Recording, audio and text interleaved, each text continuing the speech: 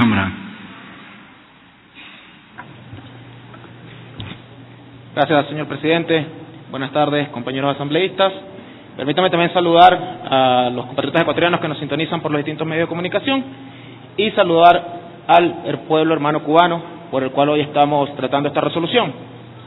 Hoy hemos hablado cosas muy interesantes en este tema. Hemos hablado de socialismo, de que se han copiado modelos políticos en otros países de Sudamérica. Hemos hablado de dictadura, pero me ha llamado la atención, y con todo el respeto, mi querido general, que se diga dictadura en Venezuela cuando el pasado elecciones en Venezuela se ganaron 18 gobernaciones de 24 estados. Podría decirse que se hizo trampa, pero ahí están las organizaciones internacionales diciendo que han sido unas elecciones transparentes. Así que creo que si hablamos de dictadura, deberíamos de ver un poquito más las situaciones que están ocurriendo en otros países.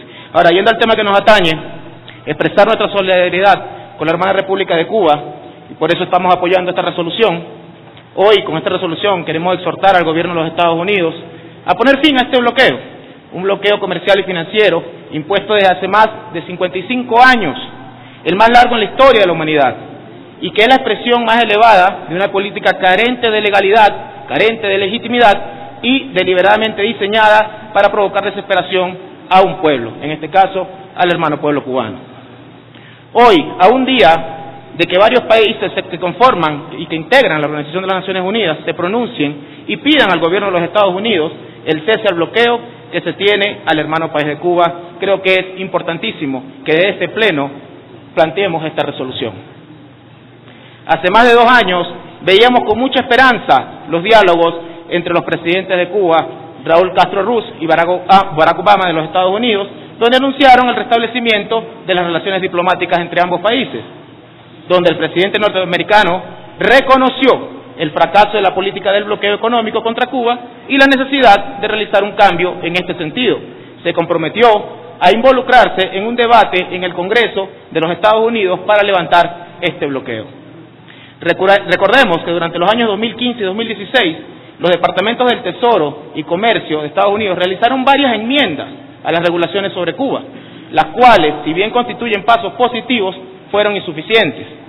Una de estas acciones fueron restablecer los vuelos regulares de Cuba y Estados Unidos, los cuales han mencionado, reactivar el comercio en productos y servicios de telecomunicaciones, y en la esfera financiera se autorizó el uso del dólar en las transacciones internacionales de Cuba. Sin embargo, estas medidas no se han podido llevar a la práctica, ya que persiste el temor de instituciones financieras y de los propios proveedores estadounidenses de desarrollar este tipo de actividades comerciales con Cuba, debido al riesgo que representa operar con un país sometido a sanciones de Estados Unidos. Estas fueron algunas de las resoluciones, pero es necesario que este tipo de prácticas de bloqueos ya no continúen, porque afectan al pueblo cubano, causando daño no solo en lo económico, sino en otras áreas. Ejemplo de esto, el área de la salud, que a pesar de tener problemas por no contar en muchas ocasiones con los medicamentos necesarios, a pesar de ello Cuba alcanzó una tasa de mortalidad infantil del 4.1 por cada 1000 nacidos vivos, al cierre del primer semestre de 2017, una de las más bajas del planeta, y las personas que nacen en Cuba tienen una esperanza de vida al nacer de 78 u 80 años promedio. En educación, pese a no tener acceso al mercado norteamericano para comprar los insumos escolares, materiales fundamentales para la preparación y mantenimiento de la red escolar, pese a eso, Cuba es un ejemplo para el mundo al mantener el acceso universal, equitativo y gratuito a una educación de calidad para todos sus ciudadanos, cumpliendo con el objetivo del milenio número 2, lograr la enseñanza primaria universal, además de llegar al 100% en la tasa de alfabetización de jóvenes entre 15 y 24 años. El bloqueo también ha atentado contra el desarrollo del deporte, mencionado aquí en este pleno, ya que no les permite adquirir los implementos deportivos que son de uso obligatorio de acuerdo a los reglamentos oficiales de federaciones internacionales. Pero a pesar de esto, hemos visto cómo Cuba ha destacado en campeonatos deportivos mundiales y olímpicos. Incluso la UNESCO, en abril pasado, celebró el Día Internacional del Deporte para la Paz y el Desarrollo con una exposición fotográfica llamada El Poder de los Valores del Deporte, reconociendo los logros del deporte del hermano pueblo cubano. El derecho del desarrollo en Cuba se ve limitado por los efectos negativos de este bloqueo.